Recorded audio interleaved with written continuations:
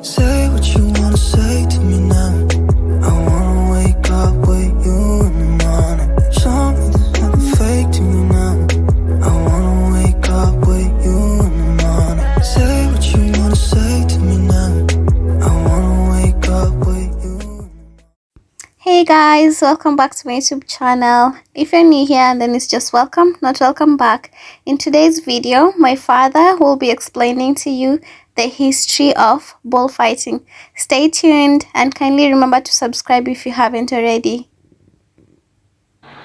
Yes, bullfighting is a traditional activity practiced in Kenya, majorly among the Luhya tribe.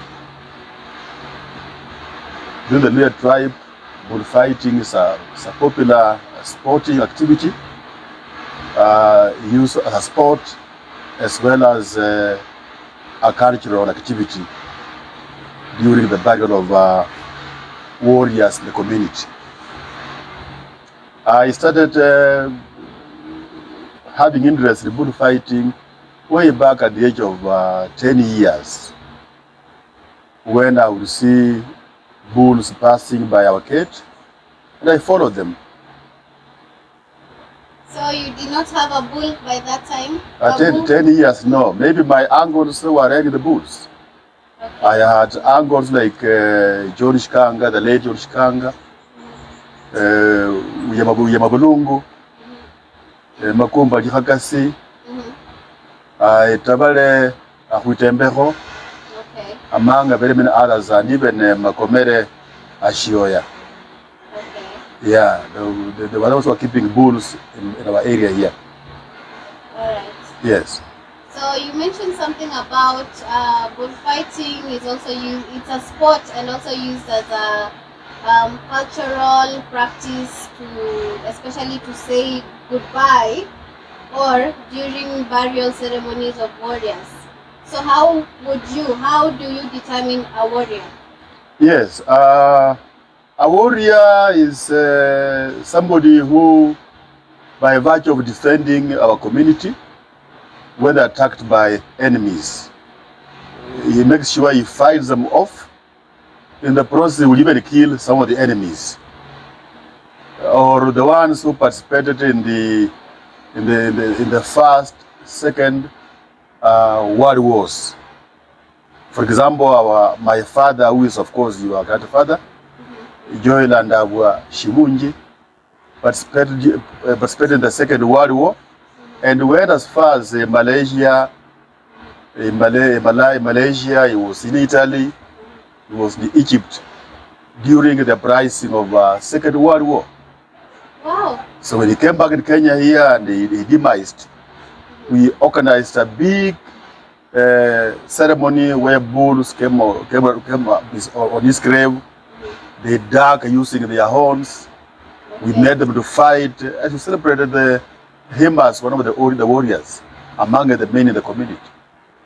And I can remember even there was a group of people, I think Babu's age, that were marching. Yes.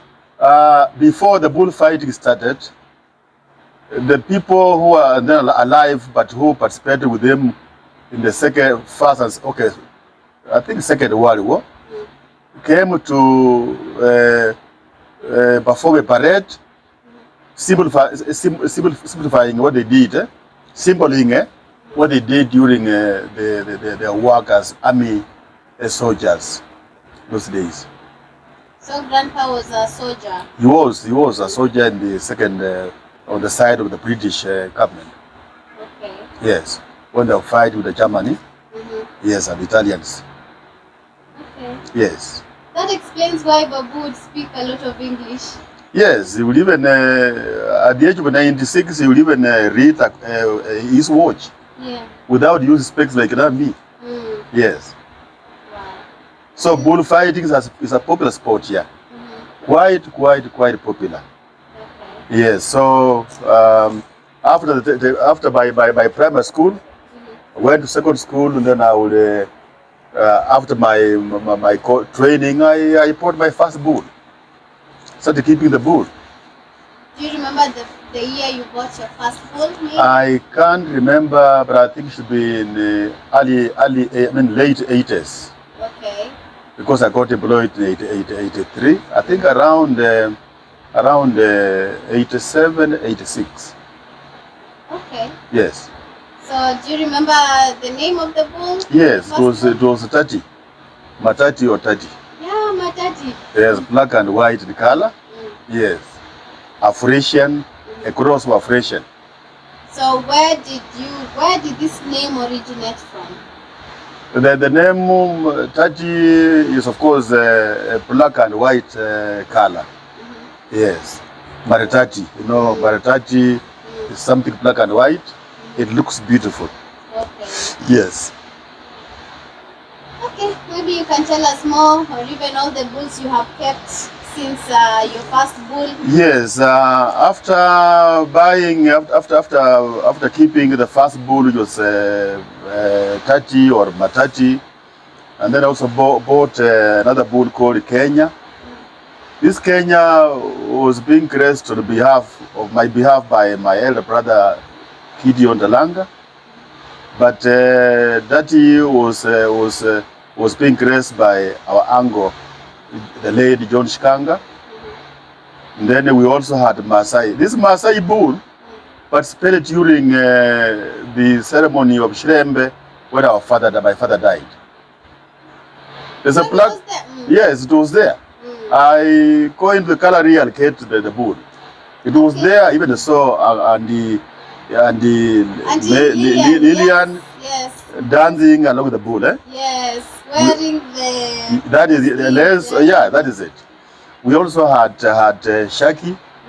Shaki fought very well. I also had Shisundi. I also had Amini. Amini almost became a champion around, just like a Superpower. Then we also had Senator. No, first we had Commander. Sorry, Senator, and then the last bull has been Commander in this home. Okay. Besides the Commander juniors, who are now coming up. Yeah. Yes. So among all the bulls, which one was the hardest for you to retire? It was Superpower. Superpower was the best bull here. It was only retired through some misfortune. When I became sick, admitted at Kenyatta Hospital. This bull was here but lacked one to feed it. Yeah, this one was retired and I didn't like it. Okay. It beat all the bulls around here. Yes. Okay. Yes. So by this Superpower beat the famous we had a bull by Charles Makora, a serious one. We also had Naga by Buhuru. We went home, beat the bull. Went to just a few days here, it also beat here the one of Makora. Yes. Okay, wow. Yes. I don't know why I can't remember much about Superpower, but everyone does talk about Superpower, but I can't remember much about Superpower. Superpower, when the time it was said, then you are slightly younger. You are young. I thought you were in primary school. You were in primary school, but yes, but Alice was feeding it here. Yeah, I have some. I saw the pictures with Jacqueline and even Alice. Yeah, that is it. Yes, I think we can get them. Yeah. We will insert the pictures somewhere. Yes. Yeah. So as well as Daddy fought well. Then I fought a very good fight here against Taifa from Bushumuli. It won the match. You remember, the Senator went to Shinyalu, where it fought. I think there's a match here. It fought a very good fight, and then we also had Commander fighting well against Caterpillar in Marinya. The match we almost won. And I had someone said that the experience Caterpillar has, it gained from Commander. Yeah, that is it. Because there was a fight between Caterpillar and Commander that lasted over 15 minutes. Over 21 minutes. In total 21 minutes. Yes. There was a 7-minute fight and then 15. Yes. So in total 21, 22 minutes. Yes. And that is where Caterpillar got its experience, because that was Caterpillar's first fight. Yes, and a tough one. Wow. A tough one, a big match. Yes. Okay. I think among the within our family, this community, serious bullkeepers who are Mabulungu, our uncle, Makomeri Wilunda, John Shikanga had said, Gideon the Lango was my elder brother, who used to keep my bulls when I was not around. Etabale, our Okwitembeho, my uncle. We had Makumba Jikakasi, our uncle. Yeah, so, but this game within Luya community, it is mainly practiced by two sub-clans. That's Vidaho sub-clan and the Suha sub-clan of the Luyas. It's very, very common. Though we have other sub-clans coming up like Batsotso and the Kaparas have joined of late and are doing very, very well. Yeah, and I heard someone mention now Maragolis are starting to slowly embrace the culture as well. Yes. This game is majorly a male-dominated match. Is a practice by men, but of late the reigning champion Simba Mango is being kept by a lady. Yes, the late Mango's wife, Mrs. Mango, is the owner of the current reigning champion. But of course, a champion, it had won all matches at home. Okay. Beating the likes of Javere, then the reigning champion, beating Avena. Yeah. Yes, it has. Avena. Yes, it has beat virtually all bulls there. So it is doing very, very well. Others are feared to go at the Reo crown. So besides being a male-dominated game, it is women are coming in also. So you mentioned bullfighting as being a male-dominated sport. Yes. My question is, so you have 5 daughters and then you have 1 son, right? Yes. So how was it for you when, being that as we grew up, we embraced the sport? We would wake up early together with our cousins, together with our brothers, and just go to watch the match. How was that for you? Was it a proud moment or was it a scary moment? You know, this morning I've gone to watch the match in Marinya with you.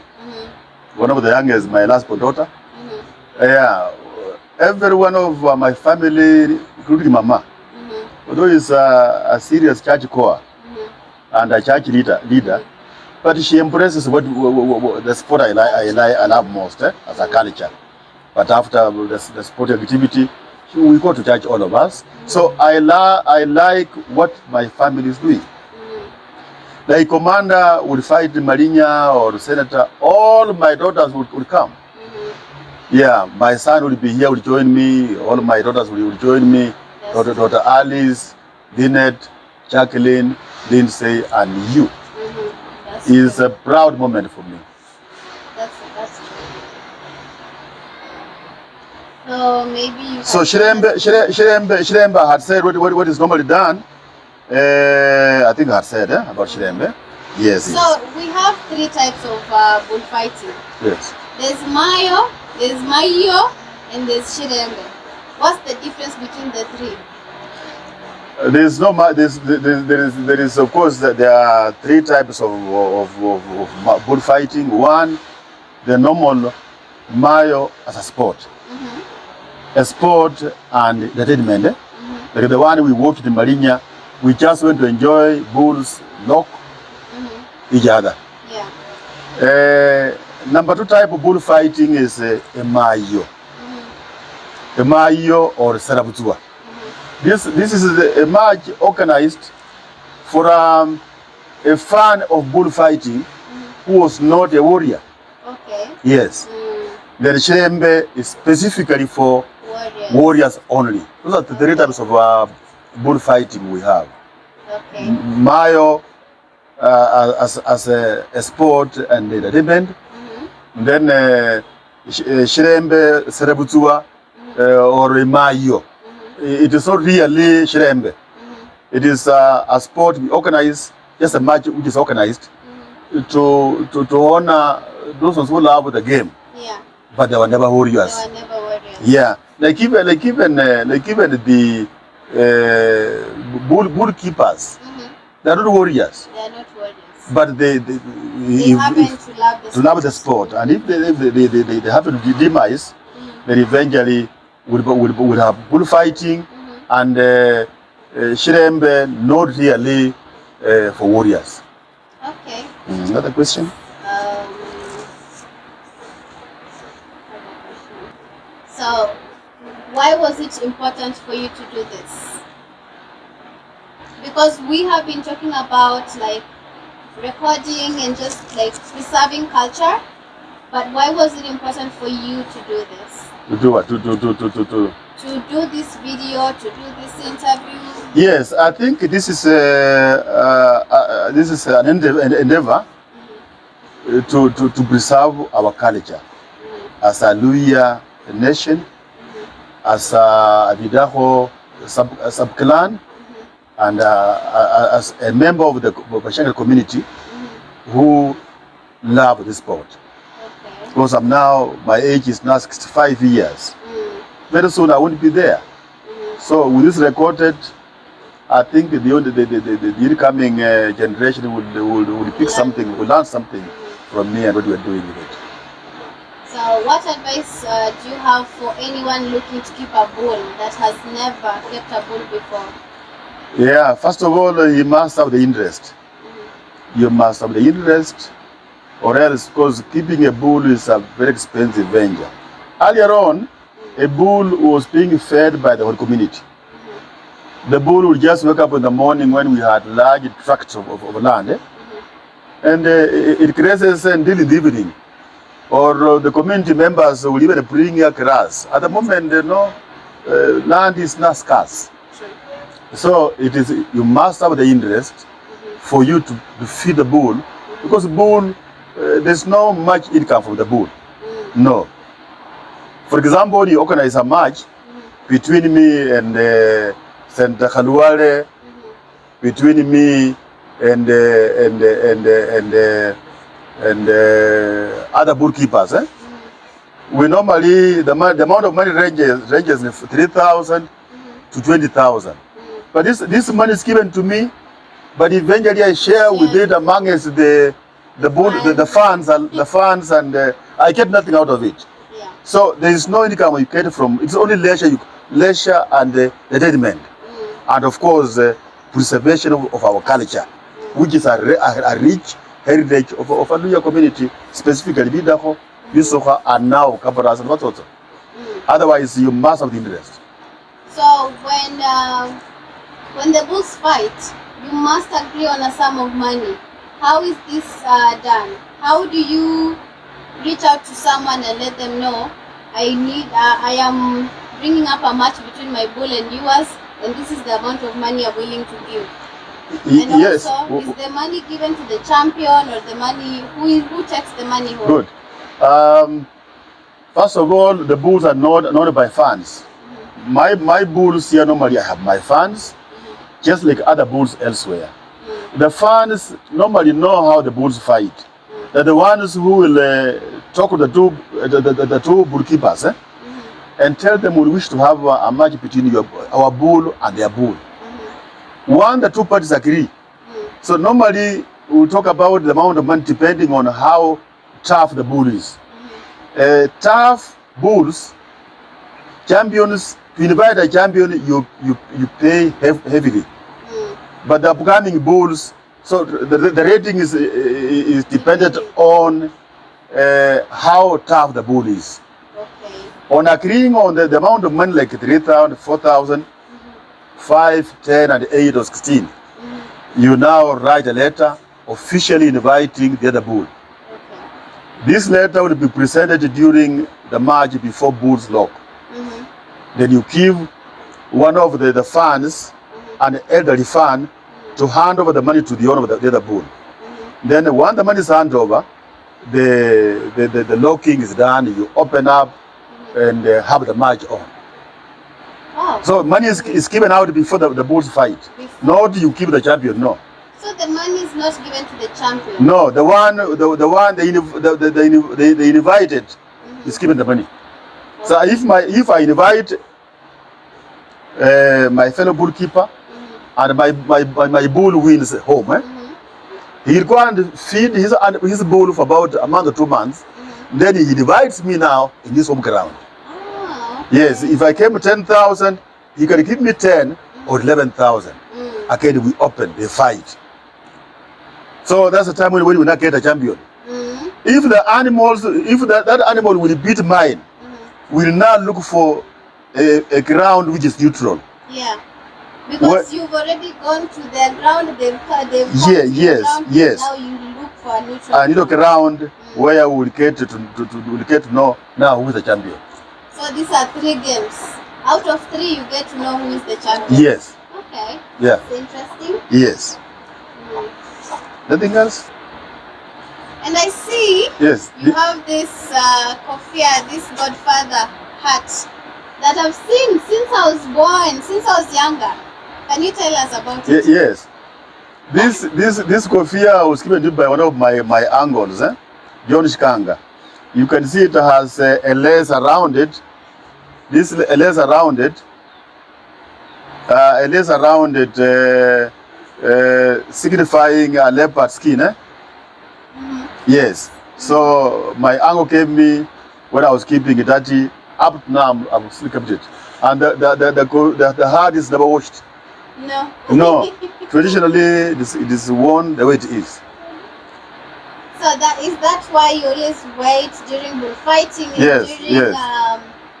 During these big occasions, I always see you with the hat. Yes. Okay. Yes. That's interesting. Specifically, more so cultural. Cultural. Yes.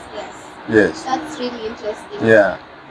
You saw today I met my friend Khaluale. Yes. Yes. I think it is me and Khaluale who have promoted the bullfighting amongst the elites. The bullfighting was believed to be people who have gone to school. Yes. Until I came up with Dr. Khaluale, our current senator, alongside the late teacher Samuel Vale. The 3 of us brought up bullfighting to where it is now. Yes, the 2 of us have made bullfighting have meaning amongst the learned and non-learned. Him is a doctor. I'm a teacher, a retired teacher professionally, a doctor by the degree of medicine. Samuel was a teacher. We embraced bullfighting. Our current director, Bodi Munanga, is a teacher by profession. Our current chairman, Silas Muyeia, is the current member of County Assembly, Kakamega, MCA Ikolomani East. Is also well schooled. He used to work at the law courts. Yes. So we have brought civility in the bullfighting.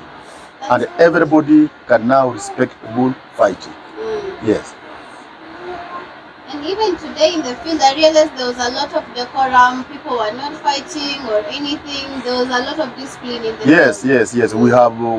We have brought the bullfighting discipline. Yes, specifically those I've mentioned. Those ones who are well schooled and joined the bullfighting fray, and now the game is well respected. Okay. Yes, amongst the people who are regarded as warriors in the community and in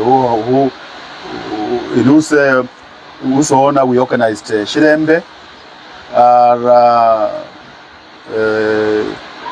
Joel Shibungi Lumwamu, Kalavayi Tambasi, Sakaria Shiholo, Musungu Mbolo, Makumba Jikakasi, Etabale Ahuitembeho, Makomere Wirunda, Mwandi Hiriro Likhube, Chirenya Manuni, we are Mabulungu among the very many who I can remember to have performed Shirembe in their honor.